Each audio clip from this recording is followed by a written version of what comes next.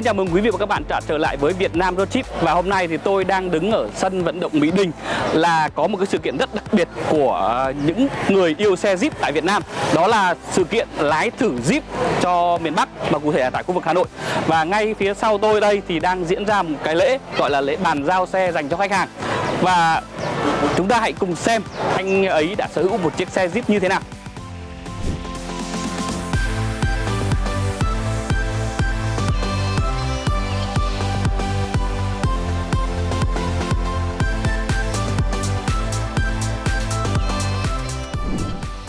Anh Nguyễn Tiến Đạt đến từ Quảng Ninh, là chủ nhân của chiếc xe Jeep đời mới đầu tiên tại tỉnh Quảng Ninh luôn.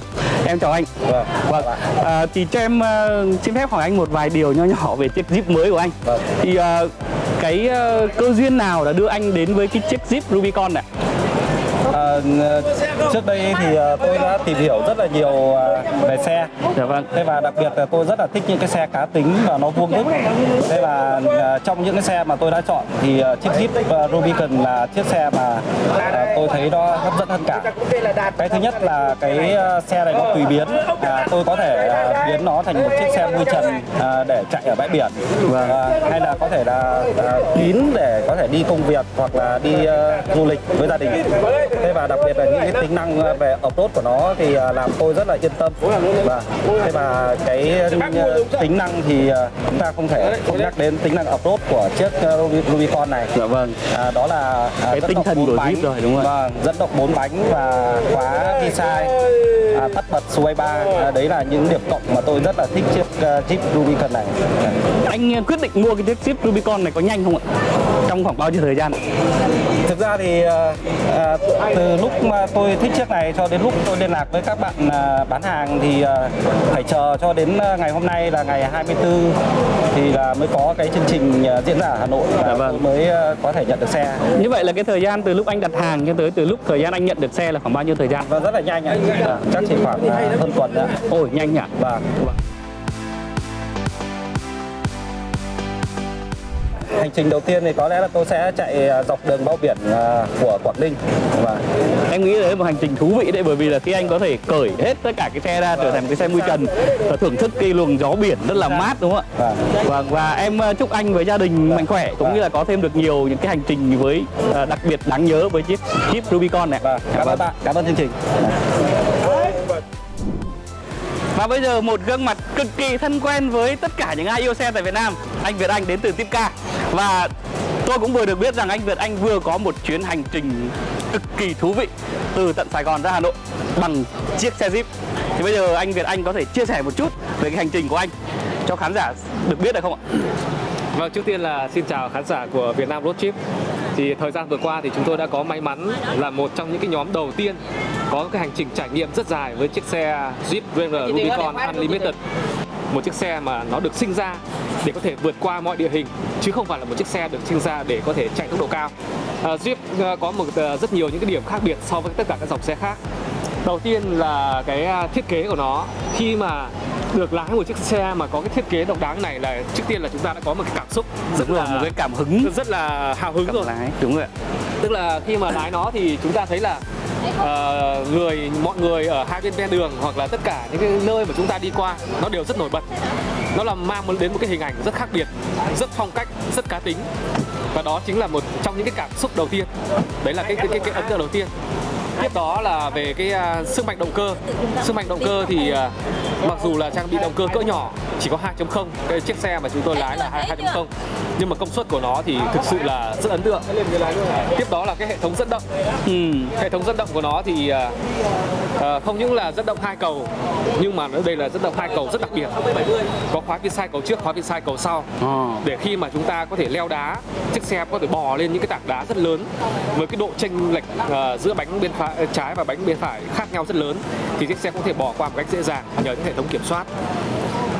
Và cái đặc biệt là cái cung đường mà chúng tôi đi qua thì có lẽ là hiếm có một chiếc xe nào có thể vượt qua.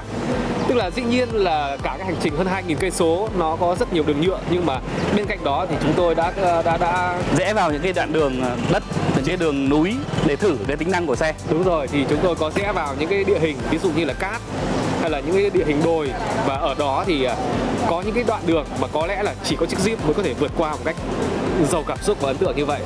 Mỗi cái xe Jeep em cảm tưởng như là nó như là một cái xe đồ chơi lớn hơn vậy, tức là một cái xe đồ chơi cực kỳ lớn dành cho những gã đàn ông gọi là không lớn về người mà chỉ đồ chơi của họ lớn hơn, giống kiểu cách nói, cách điệu của người ta thường nói như thế, đúng không?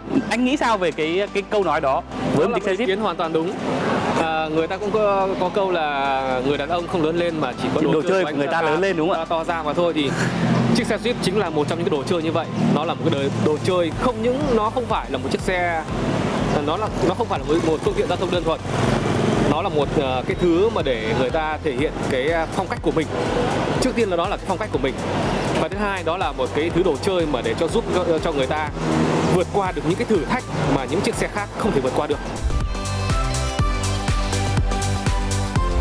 Với cái cá tính của mình thì mình thích nhất là phiên bản Sahara. Ok, xin cảm ơn anh Việt Anh. Và chúc anh có thêm nhiều sức khỏe để thực hiện những cái hành trình mới. Rồi, cảm ơn khán giả.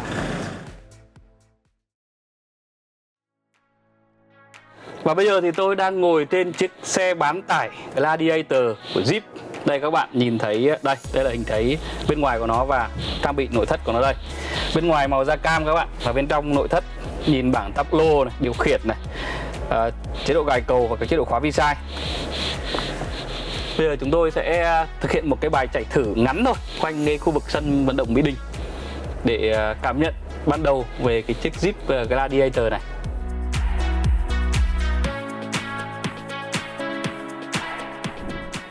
Tôi nhận thấy rằng là lúc mà tôi lái chiếc xe này qua các con phố ở đây thì hình như ai cũng nhìn, vì cái màu sắc và kiểu dáng của nó quá độc đáo và đặc biệt các bạn.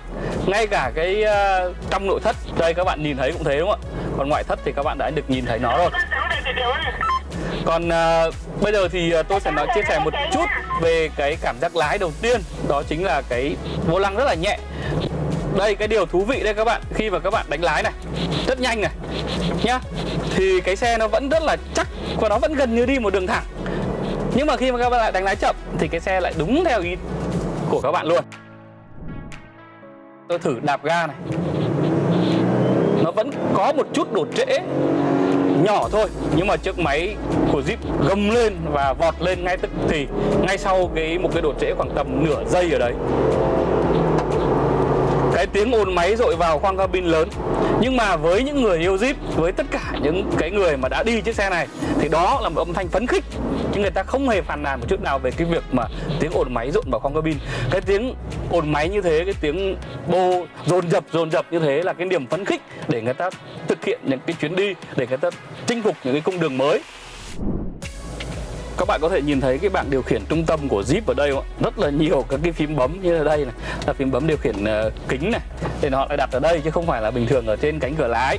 Và cần số, rồi là cái chế độ gài cầu, cũng như là chế độ khóa vi sai, cả cầu trước cả cầu sau, và các chế độ off-road. Việt Nam Road Trip chúng tôi hy vọng và hứa hẹn với các bạn là sẽ có một cái chuyến lái thử, sẽ có một chuyến road trip dài ngày hơn trong thời gian ngắn nhất để gửi tới các bạn những cái trải nghiệm nó trên cái đường rừng, trên những cái con đường off-road mà người ta nói cái câu là phải thả hổ về rừng thì mới biết hổ mạnh mẽ như thế nào đó. Giới thiệu với các bạn, đây là bác Nguyễn Văn Tân, là chủ tịch Hiệp hội Jeep miền Bắc, và bên cạnh đó chính là chiếc xe Jeep của bác ấy. Và bây giờ thì tôi sẽ cùng trò chuyện một chút với bác ấy về chiếc xe này cũng như là cái niềm đam mê Jeep của bác Tân. Thì em xin phép hỏi được bác là bác đã chạy cái xe Jeep này bao nhiêu lâu rồi ạ? Tôi chạy chiếc xe Jeep này được khoảng 20-21 năm rồi. 20-21 năm. Chính chiếc xe này luôn ạ? Chính chiếc xe này luôn. Và trong cái quá trình 20-21 năm đấy thì chắc là chiếc xe này cũng cùng với bác đã chinh chiến khắp tất cả các cung đường rồi đúng không ạ? Thì đến năm 1999, trong một cái dịp cơ hội của một anh bạn ở Sài Gòn ra, anh ấy để lại cho tôi chiếc này. Đấy. Jeep này đã từng tham gia chiến trường miền Nam. Và anh Sơn Gò Vấp ở Sài Gòn đã độ chế sửa thành Jeep, tức là nó mang thêm 2 cái tai rộng này để lắp bốc béo cho nó ngầu. Còn chính thức nó chỉ có từ đây thôi. Thì lốp nguyên bản của nó thì nhìn gọn xe hơn. Vâng. Đấy. Thế. Và từ đó đến nay chiếc Jeep này nó theo tôi đến giờ này. Dạ vâng. Và tôi đã chuyển tên chính chủ tên tôi và tôi sẽ xác định dùng nó cho đến khi tôi qua đời. Thế hệ sau. Như vậy là cái chiếc xe nó đã gắn bó với bác Tân cách đây 20 năm và bác Tân chắc chắn rằng các bạn nhé sẽ gắn bó với chiếc Jeep này cho tới cái lúc mà bác ấy có thể là đi sang năm nay 71 tuổi rồi. Vâng. Đấy. Mong sao các bạn nhìn thấy bác Tân 71 tuổi mà rất phong độ không? Hôm nay bác đến cái sự kiện của Jeep Việt Nam trong cái việc là ra mắt, trong cái việc là lại tổ chức ngày hội lái thử dành cho khách hàng tại Hà Nội. Thì bác cảm nhận như thế nào về những cái dòng xe Jeep mới? Nó có còn mang được cái tinh thần của những cái người gọi là chiến binh, những cái người mà gọi là thích phiêu bạt, đúng không ạ? Đúng rồi. Như những cái chiếc Jeep cũ của bác đây không? Dù sao nhá, tôi bây giờ các con tôi cũng bảo có bố có tuổi rồi, chuyển sang mua xe đời mới. Nhưng hôm nay tôi cũng đưa lên đây để so sánh rằng trong vấn đề là tôi sẽ mua một chiếc đời mới, khi nào đi xa thì sẽ đi đời mới. Còn quanh khu vực Hà Nội, Thái Nguyên với các tỉnh miền Bắc đây thì tôi lại thích đi xe này. Thực ra để đi cái Jeep cũ này thì em nghĩ là nó có một chút gì đấy hoài niệm nữa này, hoài cổ nữa này. Nói chung Jeep này như là gọi là Jeep đi cà phê thôi, quanh thôi. Dạ vâng. Thế thì chứ còn để dã chiến mà đi đường xa mà để mà không phải ấy đây thì là phải đi dòng Jeep mới kia thì mới là. Nhưng dù sao đấy vẫn là tinh thần Jeep.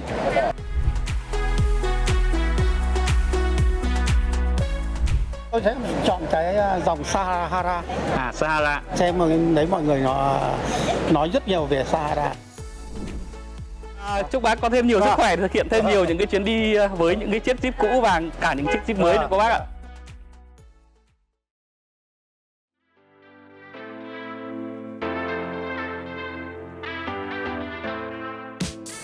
Các bạn có nghĩ rằng những chiếc xe Jeep lại có thể bị cầm cương bởi những người phụ nữ không? Và đây, chị Diệu Cơ, một trong những người cầm cương chiếc xe Jeep rất đặc biệt, Bantam, rất đặc biệt của hội Jeep miền Bắc.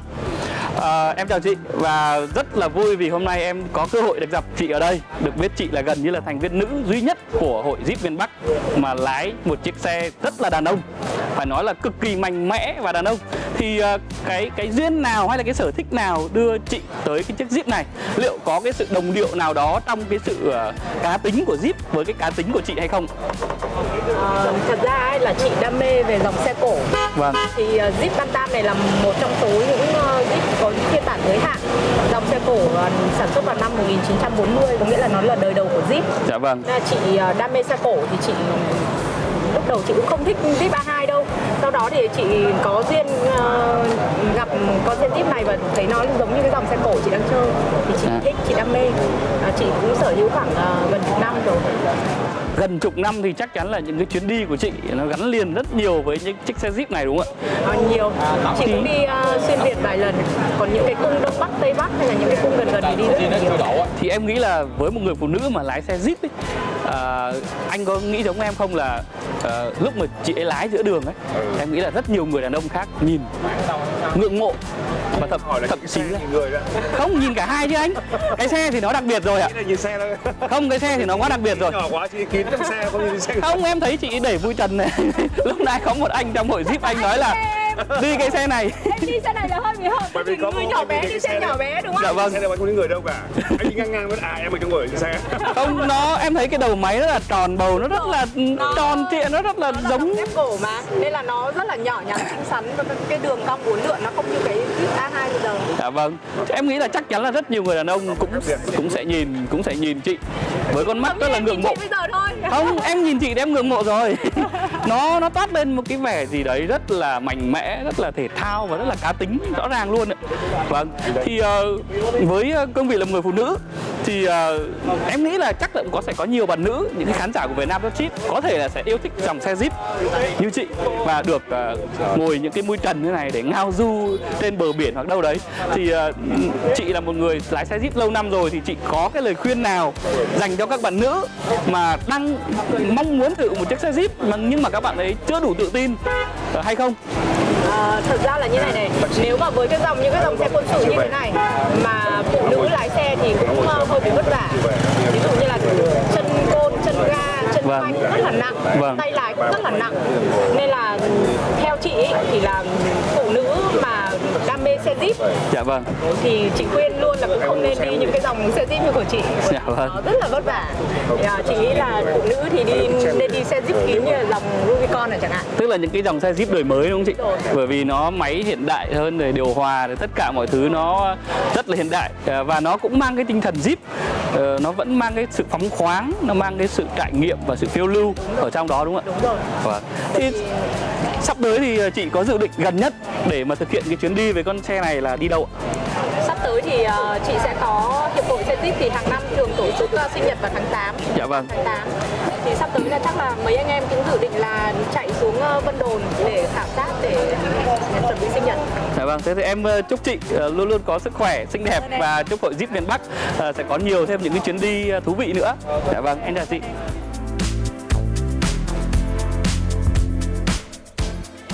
Mới và cũ vẫn một tinh thần Jeep như thế. Còn các bạn thích Jeep mới hay Jeep cũ? Xin hãy để lại ý kiến phía dưới video của chúng tôi. Và nhớ đừng quên like, share, subscribe kênh Việt Nam Road Trip để không bỏ lỡ bất kỳ một clip nào trong tương lai của chúng tôi.